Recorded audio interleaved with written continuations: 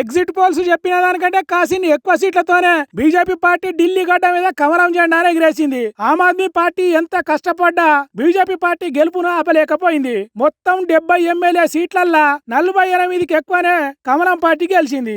Aam Aadmi party 20-21 కంటే ఎక్కువ గెలవలేదు. ఇక కాంగ్రెస్ పార్టీ ముచ్చటైతే చెప్పనే వద్దు.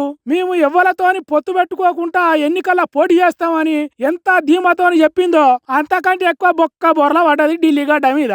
ఒక్కటంటే ఒక్క సీటు గెలవలేదు. అటు పార్లమెంట్ ఎన్నికల్లో ఢిల్లీలో ఖాతా తెరవలే, ఇప్పుడు ఎమ్మెల్యే ఎన్నికలలో బోని కొట్టలేదు. మరి ఎందుకు గెలవలేదు అన్నది వాళ్ళకే ఎరుకుండాలి. ఇక కమలం పార్టీ కార్యకర్తలు ఢిల్లీలోనే కాదు దేశం మొత్తంలో సంబరాలు చేసుకున్నారు. డప్పు దరువుల నడుమ ఎగిరి ధూమ్ధామ్ ఆటలు ఆడినరు. ఇక అన్ని ఫలితాలు ఒకేత్త అయితే ఢిల్లీ మాజీ సీఎం షీపూర్ పార్టీ పెద్ద మనిషి కేజ్రీవాల్ సార్ పోటీ చేసిన న్యూఢిల్లీ ఫలితాలు ఇంకో ఎత్తు. పువ్వు గుర్తు పార్టీ బీజేపీ తరఫున పోటీ చేసిన పర్వేజ్ సాహెబ్ కు కేజ్రీవాల్ కు నడుమ గెలుపు అటు కొద్దిసేపు ఇటు కొద్దిసేపు పోవుకుంటా ఉక్కిరి బిక్కిరి చేసింది.